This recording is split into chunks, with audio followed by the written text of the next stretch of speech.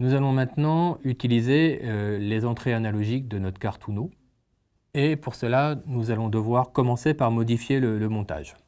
La première chose que nous allons faire, nous allons remplacer la résistance ici, qui était de 10 kΩ, que nous avions utilisée avant pour la connexion de la cellule en on-off, puisque nous avions besoin uniquement d'une rupture à 3 volts, et le pont diviseur était bien adapté par rapport à l'évolution de la résistance de la cellule, que je remplace donc avec une résistance de 220 ohms, qui nous permettra d'avoir plus de variations de tension, puisque le pont diviseur va être modifié, par rapport lié à la variation de lumière. La deuxième modification que je vais faire, je vais enlever le fil qui relie l'entrée de la cellule sur la précédente broche 7, qui était une broche numérique, qui était l'ancienne broche du bouton poussoir, et je vais la relier, je propose de la relier par exemple sur la broche analogique A0 qui se trouve de l'autre côté de la carte Uno, et je vais donc la brancher au niveau du point de jonction entre la cellule et la résistance de 220 que je viens de mettre. Voilà, les modifications sont faites. Pour l'instant, la partie de droite avec ma petite LED et ma résistance, je ne vais pas m'en servir, mais je l'utiliserai dans un autre TP, donc je ne vais pas le démonter, je vais le laisser comme ça. Donc, je vais mettre sous tension mon montage en branchant le plus sur la broche plus 5 volts, le fil rouge sur la broche plus 5 volts. Et pour observer, c'est un montage purement pédagogique, pour observer un petit peu les variations qu'on va récupérer de cette cellule, ce que je propose, c'est d'utiliser une liaison série. Comme ça, nous aurons vu aussi les liaisons série, qui va nous récupérer donc la variation de la tension au bord de la cellule et va l'envoyer via le câble USB sous forme d'une connexion série remontante vers l'ordinateur. Et nous allons voir comment nous allons apprécier ces informations depuis notre éditeur Arduino. Donc on y va. Le programme qui est lié à ça, je vais vous le présenter. Ce programme, donc je déclare une constante qui est toujours la même, qui s'appelle faux, mais cette fois qui est reliée à A0, qui est la broche d'entrée analogique sur laquelle j'ai branché mon fil jaune précédemment. Je vais encore une fois utiliser une variable qui va s'appeler lum, que je vais mettre au bas niveau, à 0 donc. Au niveau du setup, cette fois, ça c'est nouveau. Comme vous pouvez le voir à l'écran, nous allons utiliser cette fois un objet qui s'appelle serial, dont la première fonction est la fonction begin, qui est une fonction d'initialisation.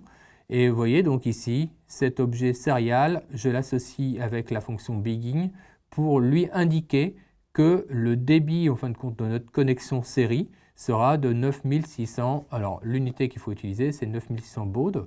Donc il faudra s'assurer dans notre petite fenêtre de lecture série que nous sommes bien aussi connectés en 9600 tout à l'heure.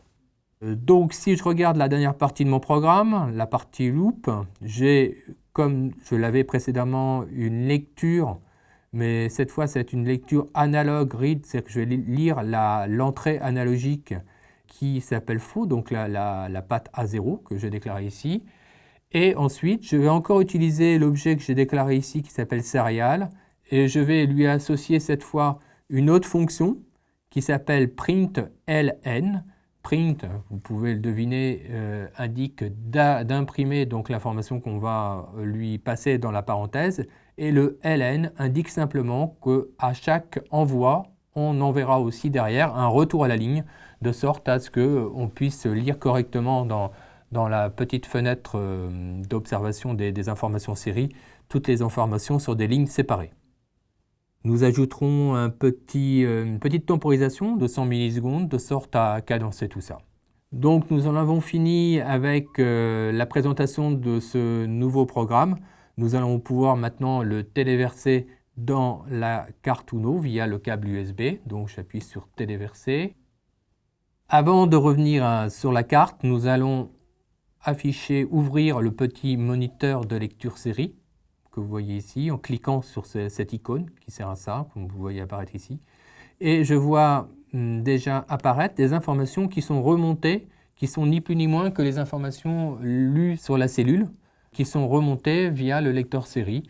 Donc ce qui est intéressant, c'est qu'on va pouvoir ainsi alterner. Donc là, je vais revenir sur ma carte et faire bouger donc, la résistance de la photocellule en occultant la lumière. Regardez, là, je masque la lumière.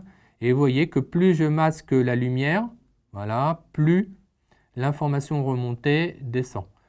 L'intérêt de cette démarche, c'est d'observer les variations et notamment la valeur minimum lorsque ma cellule est complètement occultée.